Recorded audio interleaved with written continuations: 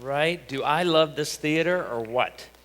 What a great place. We meet in Branson in an abandoned theme park. And so we meet in a castle.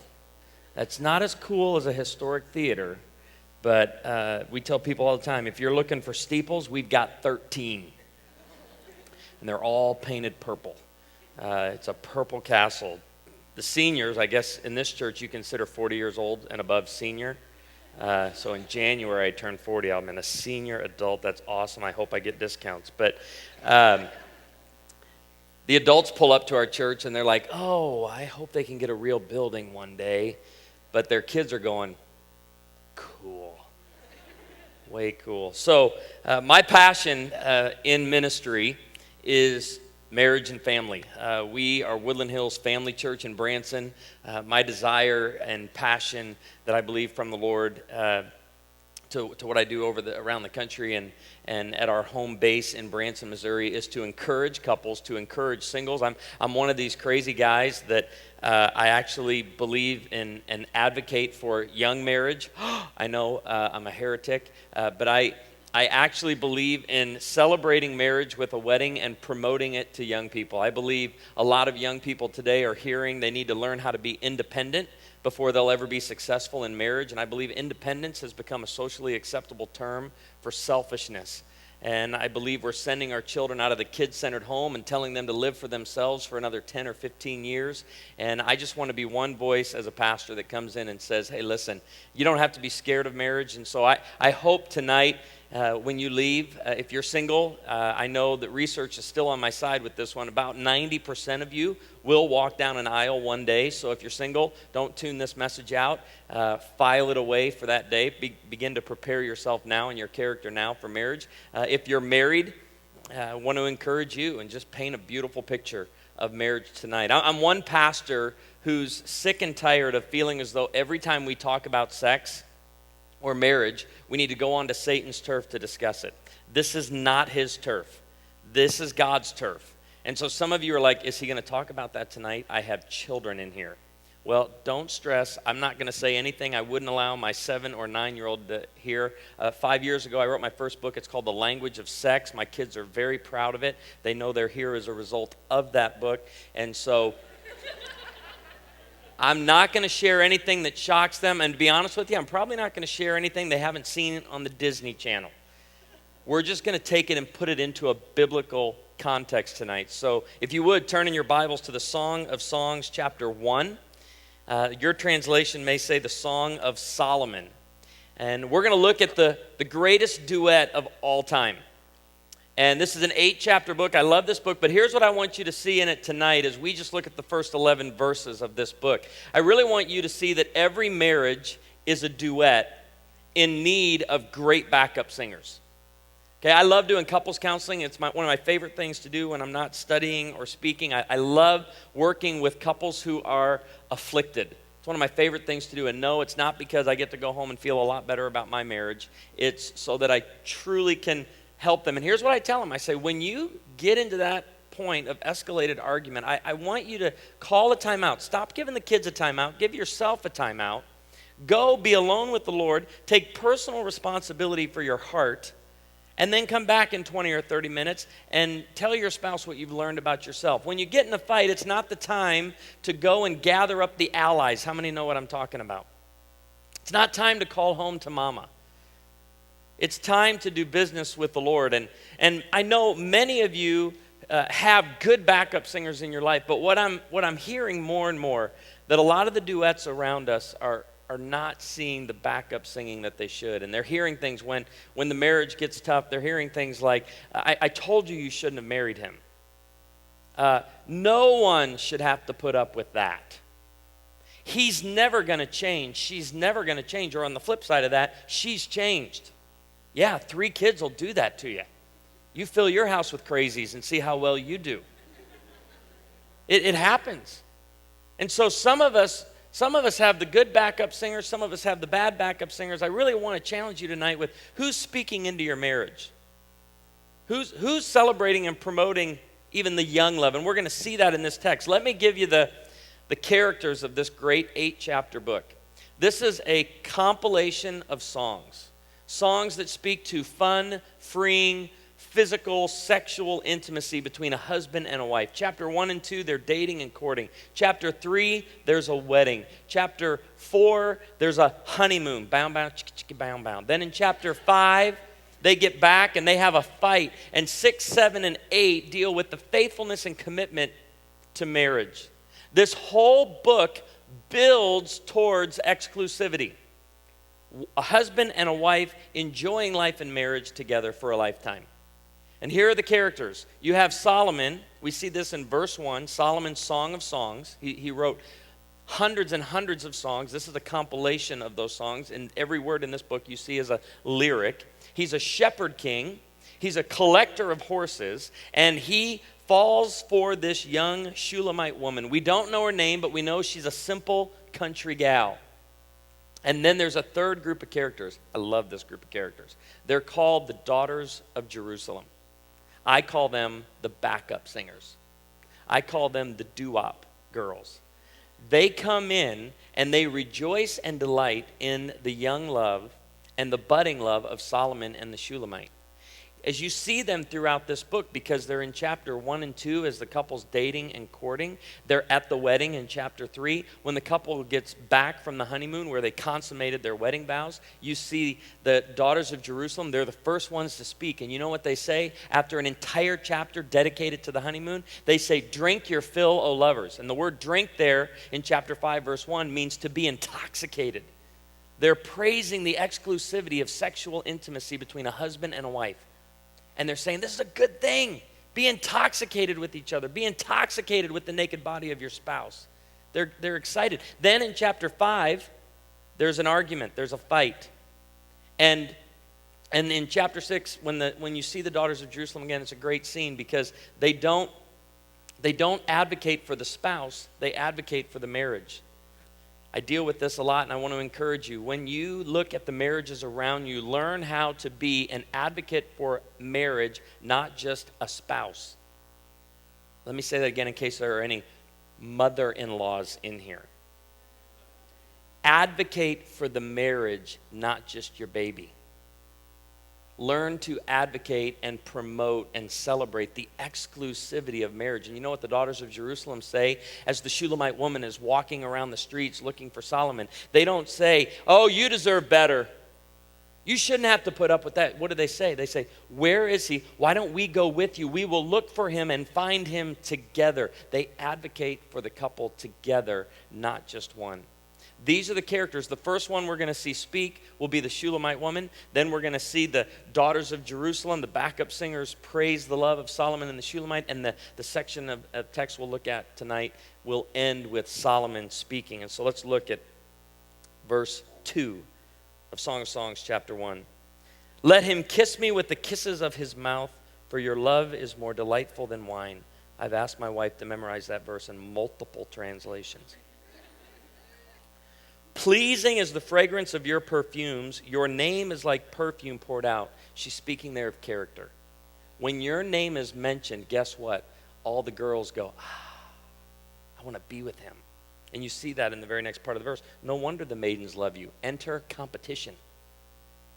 There's others who want you, and I know there's plenty to pick from, and she's going to get into this self-talk that a lot of young ladies get into. Why would he want me? There's nothing extra special about me. And verse 4, the desire to be with him, the desire to have a relationship with him turns sexual, it turns physical. In verse 4, "Take me away with you, let us hurry, let the king bring me into his chambers," or bedroom. I want to be with him, but now it's very important, this phrase that you see in the next 2 chapters. She says, "Do not arouse or awaken love before it's time." Sexual intimacy is reserved for a husband and a wife for a lifetime. And she says, I have this desire. I want to be with him, but I'll wait for chapter 3. I'll wait for the wedding. And can I tell you, if you get now down a little bit deeper into verse 4, we see the Daughters of Jerusalem. Love this text. Because when they see desire, when they see this intense physical desire, they don't freak out. Look at what they say. "We rejoice and delight in you. We will praise your love more than wine." They celebrate desire, which we don't do real well today in our culture doing that, especially in the church. I remember my 5-year-old. She's 9 now, but when she got out in the car after kindergarten one day, she goes, "Dad, I think Kyle likes me." "No, he doesn't." "No, I think he does." "No, Kyle is of his father, the devil, and a child of darkness. He's an evil kid. You stay away from Kyle." "Dad, do you not like Kyle?" "I hate him. He doesn't, his parents are awful. I don't know anything about Kyle." But isn't that what we want to do? When desire is sparked in young people, this is what parents do. "No, don't you feel that? Stop feeling that." Hey, how about a teenage girl coming home to her mom and saying, "I think I'm in love"? "No, you're not. You don't know what love is. Love is what your father and I have." "Yeah, I don't want that, Mom. What I'm experiencing is good." You know what they say when they see desire? They say, "We will praise that." Is that ever anything if you've been in church for any period of time, have you ever heard a pastor say that?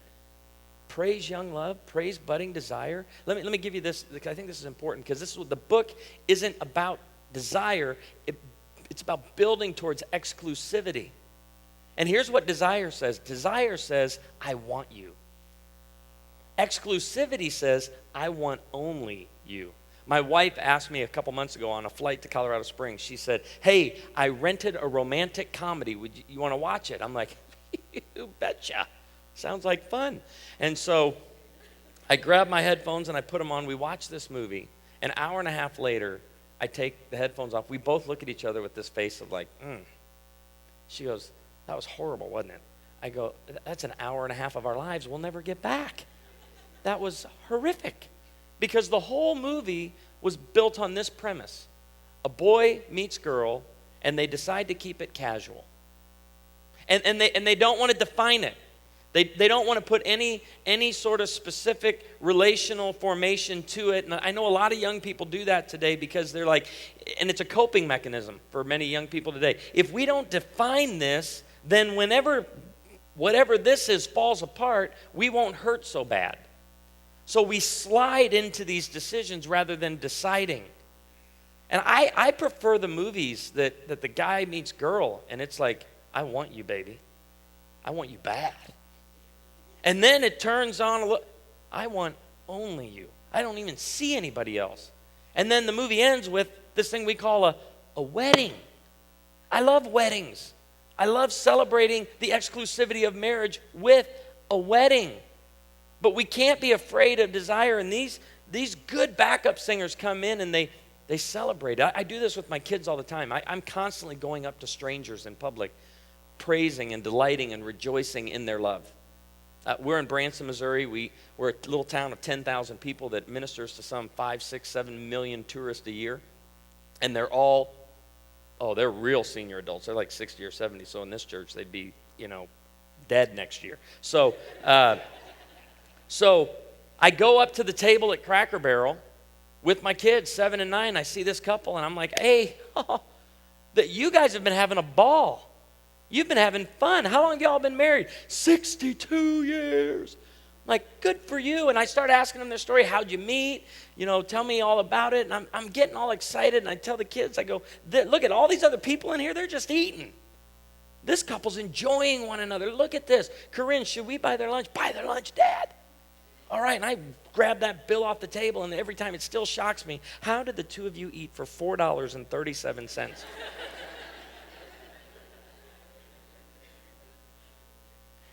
I do this at family dinners, at holidays, just asking people about their marriage and learning to rejoice and celebrate in the marriages around us. And then the Shulamite woman comes back in at the end of verse 4. How right they are to adore you. And now, verses 5 and 6, we're going to see the insecurity of the Shulamite woman. And maybe you can relate to this tonight. She has two primary insecurities in this text: family history and her body. Look what it says in verse 5. "Dark I am, yet lovely, O daughters of Jerusalem." We all know that women, each woman, I don't know where this number comes from, but they all have roughly 372 friends in their network, right? So they always get together. They're always talking. I love when women get together and bring each other little gifts. I think that's fantastic.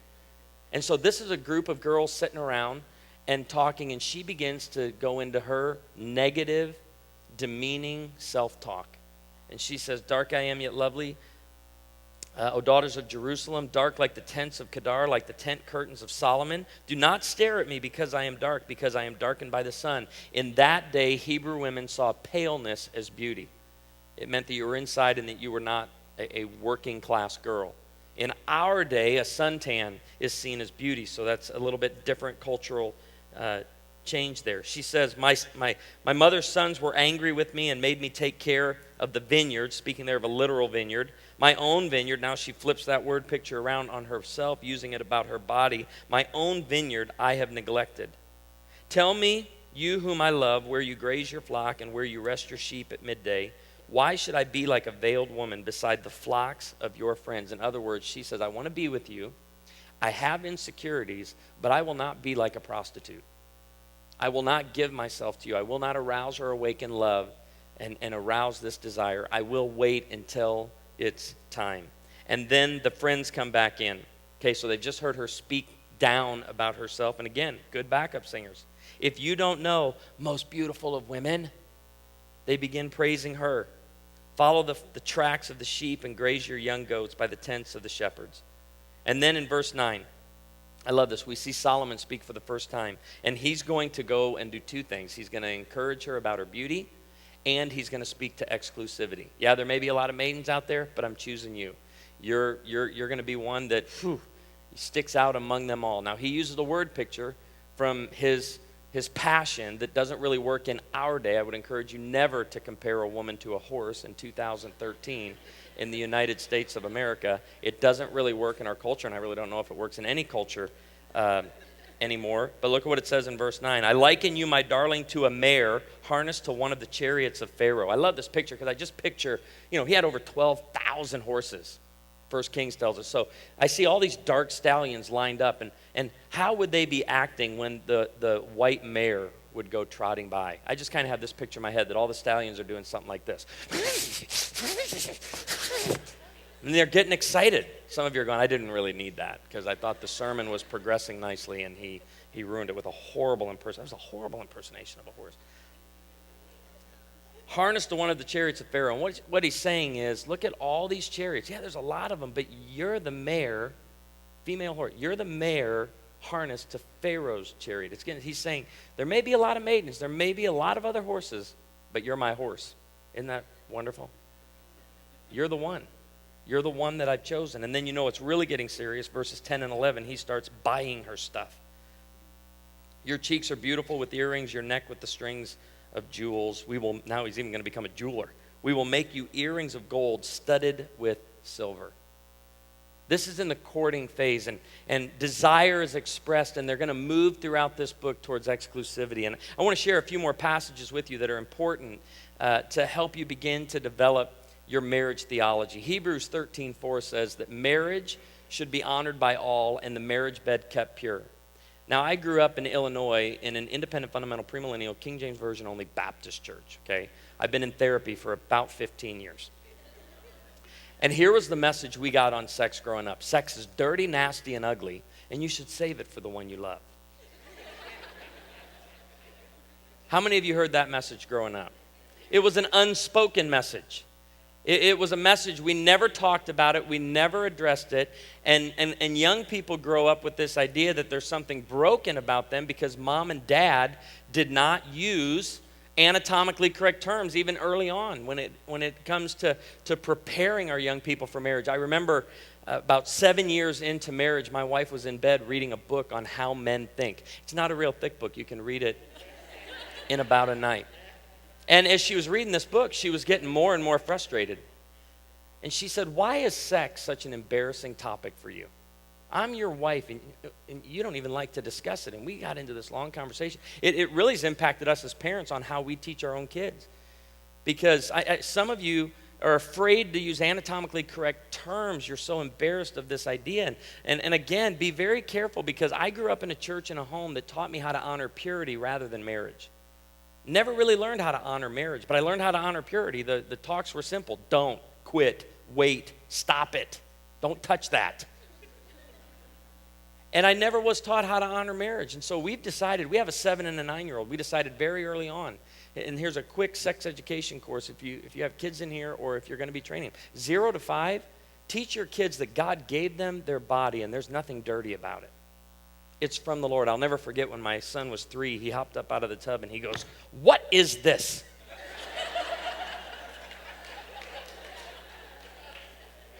Let me teach you how you start. You start by acting as though you didn't hear the question. What'd you say? "What is this, Dad?" Second tactic, you act as though you didn't understand the question. "What do you mean?" But then I, with the voice and authority of an apostle, said, "Carson, that is your penis." And I walked right out of the room. If you haven't read a parenting book, the parenting books say get out of there as soon as possible. Only answer what they're asking. But wouldn't you know, that became his new favorite word. Oh, we were talking about it all over Branson. Just, hey, and I had to tell him, "Hey, Carson, we don't, display or we don't show people in public. Okay? You don't see your dad doing that. All right? I'm not one of those kind of pastors."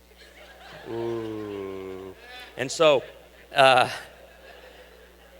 said, "You can't do it." We're at Bob Evans. Do you have Bob Evans here in Savannah? No, it's an Ohio restaurant, great restaurant. It's in Branson. The placemat's turned over. We're having breakfast with our worship pastor, and I look over and Carson's coloring, and I'm like, "You've got to be kidding me." A sweet lady stops by the table and says, "Son, you are so cute. What are you drawing?" Now, wait a second, ma'am. I'm a pastor. I'm talking to my son about his body. God gave it to him. There's nothing dirty about it. It's a good thing. And in the middle of that, I kid you not, my son looks at me and goes, "Dad, I'm drawing a dragon, not a penis." So it did not look like no dragon. All that to say, it is not a wah-wah. It is not a tallywhacker. For you Oprah listeners, it's not a vajayjay.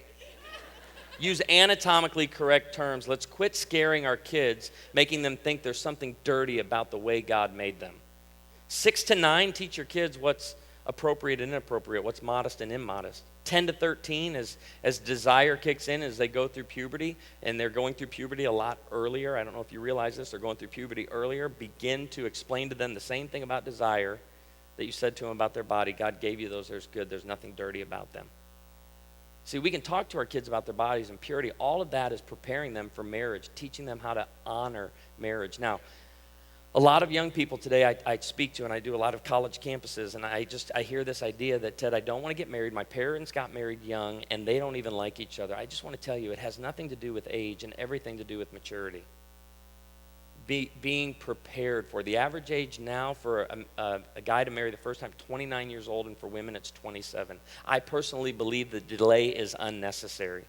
We're telling our young people you need to finish college, you need to get advanced degrees, you need to get a job, you need to make some money, you need to travel. I always love when I hear people tell that to young people. Make sure you travel. Don't get married until you travel, because once you get married, you won't have time to travel. It's like, I travel. I've been married for 17 years. You can travel and still get in a car or a plane and go places. You know, life doesn't end for you. And these are the images I'm exhausted with. Campus pastors wearing me out, telling young people, don't focus on relationships. Don't focus on marriage. Focus on your relationship with Christ, as though married people can't focus on their relationship with Christ.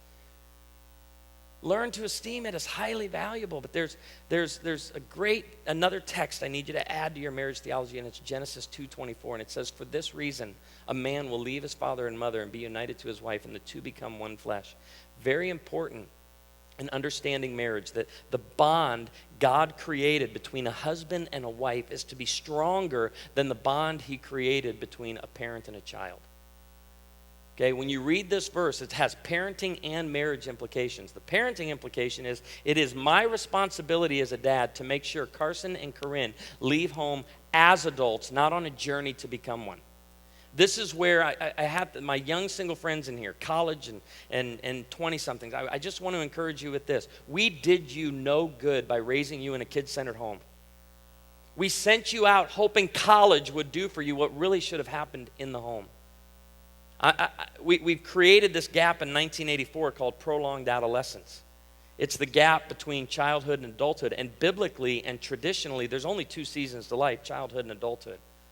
But we created this gap. I don't argue too much because counselors go at me when I start talking about the man-made stage of adolescence. But what I do vehemently argue against is prolonged adolescence.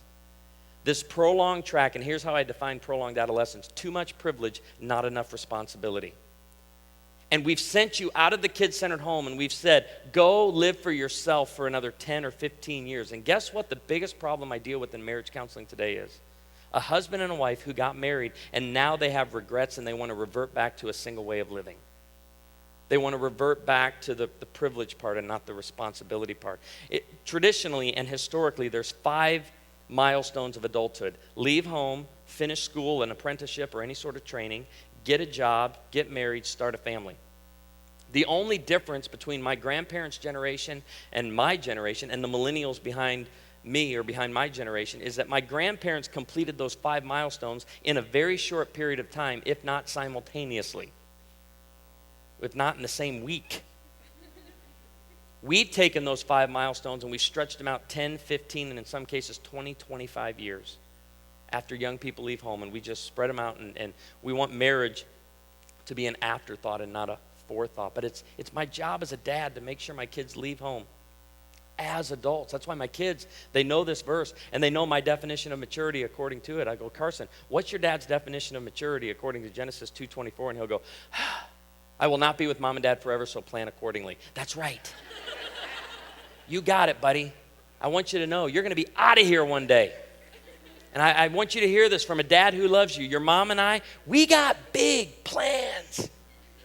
Dad, what are you going to do? Well, first thing we're doing, we're going to Disney World. Dad, you wouldn't go without us. Oh, yes, we would.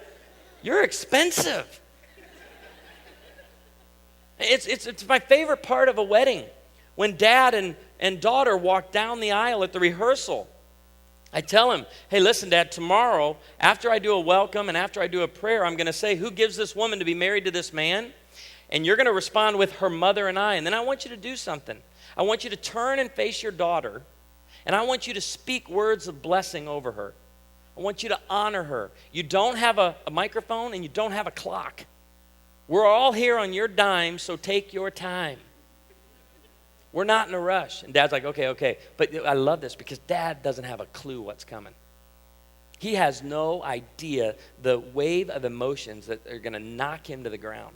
So he walks down the next day, and I do a welcome. And by the way, my welcome is to everyone. So if you're the wedding crowd tonight, I would treat you as the daughters of Jerusalem, the bridesmaids, the groomsmen. I speak to you. I'm like, you're here for a purpose, not a photo op.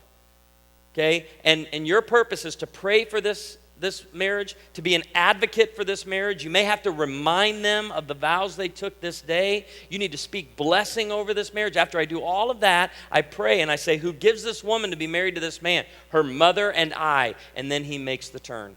I don't care how big he is. He could be 6'4", 280, and this is all you hear.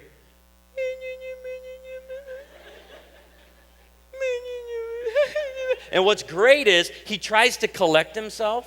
He pauses and thinks, I'm a man. I shouldn't be whimpering like this in front of all of my family and friends. So he gathers himself, and then you hear this. And then he turns and does the same thing with his new son-in-law. And I love when a mom comes up to me at a wedding and says, I don't feel like I'm losing a daughter today. I feel like I'm gaining a son. I say the same thing every time. Nope, you're losing a daughter. It's done. Quit calling her every day. Mommy, I'm going to tell you something. He doesn't need you to buy him any more underwear or jeans. He can do that all by himself. He can do that. Back off and cut the string. 70% of married couples in our country today report frustration or disconnection with in-laws. Meddling in-laws, enmeshed families. They destroy marriages, they destroy oneness. And everybody in here is in agreement with that except the in-laws. They're like, it's not my fault. You don't know her. We had a good relationship with our son until she came into the picture. Okay, back off. We love you and you're kind, but you're clingy. I'm saying what they want you to say and what they want you to say. What they want to say but won't say. The only way oneness works is when mom and dad back away. And then this last piece is Ecclesiastes. I love the book of Ecclesiastes. It's one book in front of the Song of Songs. And it's a dark, pessimistic book. Very much fits my personality. Chapter 1 Life is hard, chapter 12, then you die. This is Ecclesiastes bookends. But in the middle, there's this section of text. It's Ecclesiastes 9, 7 through 9, and it says this: go and eat your food with gladness and drink your wine with a joyful heart. This guy sure talks about alcohol a lot. For now God favors what you do. Always be clothed in white and always anoint your head with oil. So the first two verses there, 7 and 8, say it's okay to enjoy life and make sure you bring plenty of joy and festivity to the party. And then look what it says in verse 9. Endure life with your wife all your miserable days. No, I didn't know if they had that up there or not. Because some of you, if you weren't watching, you were probably sitting back there going, amen. It's good. This man speaks truth. It's not what it says. It's the only place in your Bible where it says, enjoy life with your wife, whom you love. In other words, you don't have to choose between life and a wife, guys. You can have both at the same time. And I think about the guy who's in a struggling marriage right now, and he turns on the commercial for eHarmony or Match.com. And I know those are geared towards singles, but think for just a moment about a married guy in a stressed out marriage watching that commercial and thinking to himself, I wish we could twirl around like that. We don't enjoy life like that. And you know why? We never took a test. Never took a test. We're not compatible. We're not compatible, and if I want to enjoy life again, because he's sitting there going, I'd like to enjoy life again, the only way I'm going to enjoy life again is with somebody I'm more compatible with. Listen, I'm crazy in love with my wife, Amy Cunningham. We ain't compatible. I grew up independent, fundamental, premillennial, King James Version only Baptist, so I have a guilt-prone nature. Okay, my wife grew up Assembly of God, so she's been set free in Jesus, right? There's nothing. She doesn't understand guilt at all. Covered in the blood, don't worry about it. Guilt boy, you just need to know that, are you even saved? Jesus loves you. I mean, this is how she lives. I see all signs on the road as laws to be followed. You break one, God stops loving you, you go to jail. She sees all signs on the road as suggestions for other people. She's taught me how to cut people off in traffic. Just don't make eye contact with them. Keep your eyes down. I grew up in a home that taught the savings was money that you put away for a rainy day. She sees savings as the difference between the actual price and the sale price. We don't agree on money. Holidays, birthday celebration, all of that, but let me tell you, character is where great marriages start and where they grow. And so if you're a note taker, write this down. Character trumps chemistry every time. Great marriages don't flow from compatibility. Is compatibility and chemistry important? Absolutely, but character trumps it. You have to begin to work on the character issues in your life. And my wife and I, we've just made the decision. We're together. We're going to enjoy life. First 7 years of our marriage were like most marriages. When they hit that 7-year wall, there was frustration, there was difficulty. But we just woke up one day and said, you know what? By God's grace, we're going to enjoy life together. We just made that decision. We've made the decision to enjoy life together. And so one of the values of the Cunningham home is every day we want to make sure we keep anger as low as possible and honor as high as possible. Honor means to esteem as highly valuable. So we want to honor one another. We unplug from one another as the source of life. Okay, Amy's not my source. We enjoy life together. And a lot of marriage ministries have some sort of take on this message. God gave you your spouse to beat you down and suck the life right out of you, so you can be more like Jesus. Okay? And let me tell you, the problem with that being the sole theological basis for your marriage, here's the problem. We call it in Bible study methods or hermeneutics, we call it rule of first. You have to see, where did this subject occur for the first time in Scripture? And when you see it in the Genesis account, in the creation order, what you see is companionship. You see God giving a woman to a man for companionship. And so what Amy and I, we make the decision every day, we're going to enjoy life together. We're going to have laughter in our home. We're going to have difficulties. Ecclesiastes talks about it. There's seasons in life. There's time to be born and a time to die. There's a time to mourn, but there's a time to dance. There's a time for sorrow, but there's a time to laugh. Psalm 90 verse 10 says, 70 years you may have upon this earth, 80 if you're strong, but those years are filled with sorrow and anguish. Life can be very difficult. But we've made the decision, Amy, I don't want to turn you into the grind. I want you to go through the grind with me. So what we've done is we've written our lyrics. This is our duet. I'm not a songwriter. They don't rhyme. But what I've done, it started off as what we called an honor list. We just started listing all of the reasons. I'm listing all the reasons why Amy is valuable and why I love her. Now it's turned into a fun-loving you list. It's all the reasons why it's fun loving Amy Cunningham. And I just list them all out. When something new pops up, I encourage you to go home. Get out a notepad, put it on your iPad or your iPhone, whatever your mobile technology device is. Get it out. Start making the list if you're married. Write it out, because what's important, when Amy and I have a disagreement or a conflict or an escalated argument, I pull out the list. And the goal when we're frustrated with each other is not to pull out the list and go, I can't believe I said that.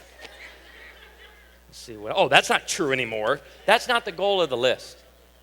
The goal of the list is to be reminded, these are our lyrics. These are the lyrics of why Ted and Amy have committed to one another and why we enjoy each other. And if you don't mind to close our time tonight, I'd like to share some of my lyrics about why I love my wife and why it's fun loving her, just to help you get your list started. And what you're going to discover, these lyrics, there's some easy stuff on here. That's what I call the ooey gooey stuff. But then I've taken even the frustrating things, and I've said I'm going to find a way not to get angry and get anger up here, but I want to honor it. I want to find the value in why God created her the way he did. I'm not in charge of her. I'm not responsible for her heart. God is ultimately responsible for her. I'm taking 100% responsibility for mine, and I serve and cherish my wife according to Ephesians 5. And here's my list. Number 1, this is why it is fun loving Amy. This is why I chose her. This is why I choose her. This is why I love the exclusivity of marriage. Amy, I love your all or nothing passion. You do nothing halfway. My wife is a passionate woman. She's everything's like, we don't do anything half-heartedly. Everything's like, and there are times I'm just trying to rest, and I get into this conversation again where it's like, whew, I'll come home from a bad day at church and be like, man, it was a bad day. Well, let's quit and move to Africa. Okay, hey, back it down a notch. It was only like 2 bad hours. We'll get a good night's rest. Everything will be better tomorrow. But it's like, no, we're never, and you're like, okay, all right. I love your disdain for directions. You love letting me lead. You couldn't care less how we were getting there. I love your attention to detail. Now, you see how I turned something negative into a positive? Because I used to come out early in marriage, and there were these lists all over the kitchen counter of everything we were going to do today. And it was right after I took a shower, and I do all of my planning in the shower. I mean, I've got the whole day lined up from the time I leave to the time I get home, but now I've got this list, and it used to be like, nope, she's keeping us organized. Keeping us organized. There'll be times I'll be walking out the door with the kids, and she will say this, like, kid, hey, we're going to be gone for a while, Ted. You need to go potty? Hey, listen, I'm 39 and a half. I'll go potty whenever I want to, and I probably won't even tell you about it. Go all by myself. I love your confidence. You're secure in who you are as a wife and mom. I love this one. I love your lack of a people-pleasing gene. You do not strive to meet the nonstop and at times excessive expectations that people place on you. There are times I tell her, shouldn't we care just a little bit what people think? No. Hey, this is who we are. They're like, okay, all right. I just thought, maybe we should wave as we cut them off and say sorry. I love your priority of marriage. You've eradicated the kid-centered home and you place our marriage first. I love your love for our son, even though you need to stop calling him Pooh Bear. You let him be all boy. I love how you love our daughter, Corinne. You let her be her own person and personality in all of her pursuits, which isn't easy because she's a tween in August. And she does what a lot of tweens do. They what is it called? Demon possessed is that what it's called? And there are times we just wait for her head to start spinning around. But we think that. But what's really happening? She's individualizing and separating. Isn't that something? Tweens, I call it the freak out stage for parents. Because they're actually, by the design of Almighty God, separating from their parents, becoming adults. But we spend the next 20 years going, you can't become an adult. No, you come back here. Because it starts when they go, I want to pick my own clothes. I got a cute, adorable little outfit for you. Got you, right? But it starts, think about the little ways they start separating from us, and we see that as a bad thing. But it's really them becoming an adult, moving from childhood to adulthood. We're the ones that stop them.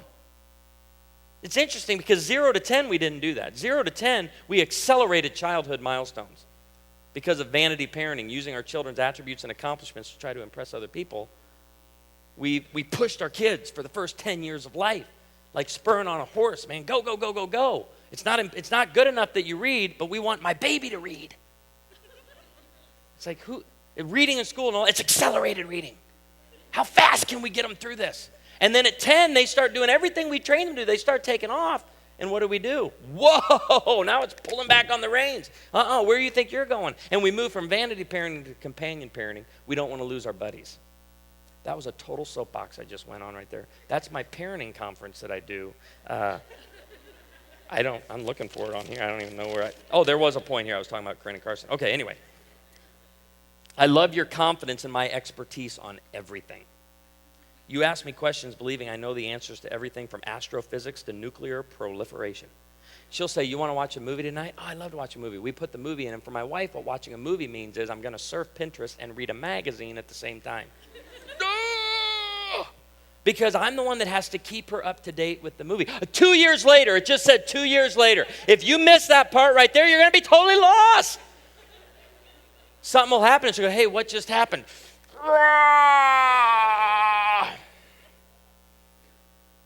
There was an explosion on the space station. A big chunk of metal broke off, and it hit the space shuttle, and now they're stuck in outer space. Well, what are they going to do? I don't know. I'm not an astronaut. But I bet if we watch the movie, they're going to show us how to fix a broken space shuttle.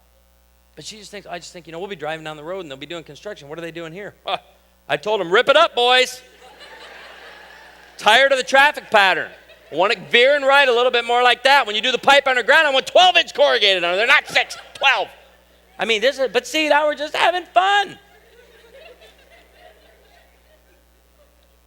I love how you love to share. I love when you say, I don't want anything to eat. I'll just take a bite of yours.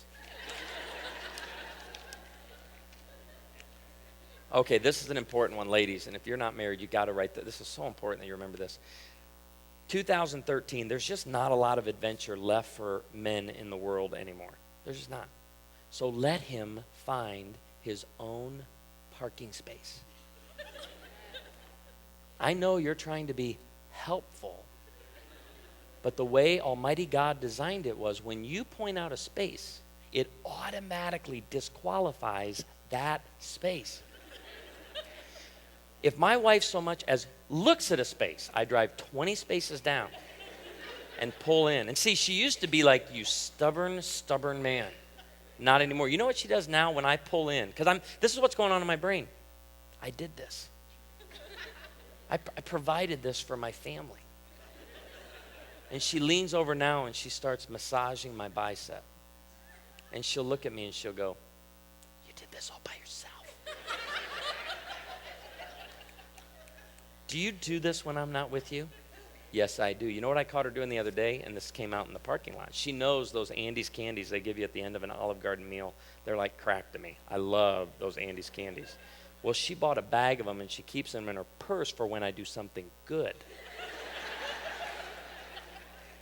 And you know what I caught her doing? She reached in, she pulled one out, and I grabbed it. And as I'm opening it up, I realized, my wife just gave me a treat.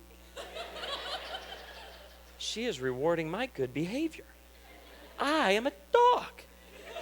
I was okay with that. I opened it up, and I enjoyed it. We enjoy doing life together. These are our lyrics. I love your spontaneity. With 2 to 3 days' notice, you can cut loose and go with the flow. I love how you protect me around hot things. I can come 10 feet from the curling iron. I come near the store. Don't go with you. Where are you? I'm like, again, I'm 39 and a half. I don't go up to stoves anymore and go, hey. I don't do that. Right now, you're taking a good dose of medicine. This is cheerful medicine. And I just want to encourage you as couples and as parents and singles, you can probably identify with this, that our children, Corinne and Carson, they're our first backup singers. They listen to everything we say. They see everything we do. And then here's the important part. They repeat. They're watching. They have a front row seat to our marriages.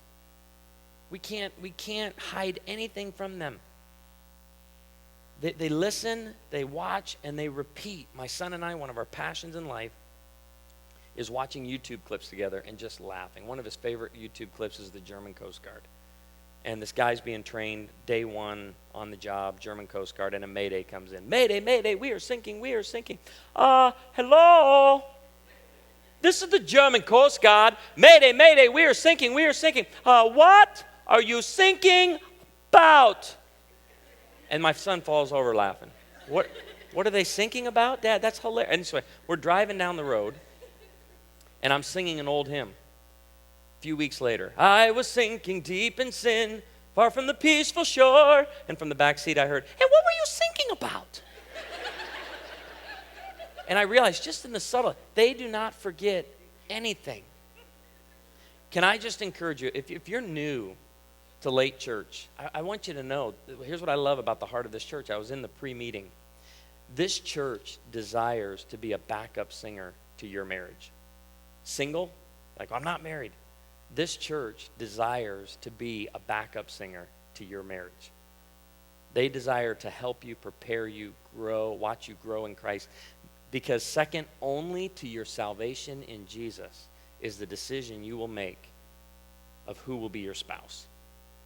It's that important. And they desire to rejoice and delight in you and to praise your love more than wine and to encourage you. I want to encourage you, go out of here, support, advocate for, pray for, speak blessing over the marriages all around you. Find a couple you don't know in a restaurant or at school this week. Go up to them, and they're going to think you're crazy. Trust me, I get it all the time. They're going to feel like you're butting in. But just say, hey, I just want to say I've been watching you from across the room. I can tell you're in love, and I want to say this is a good thing. Be an advocate for marriage. Be a great backup singer to the duets all around you. Would you pray with me?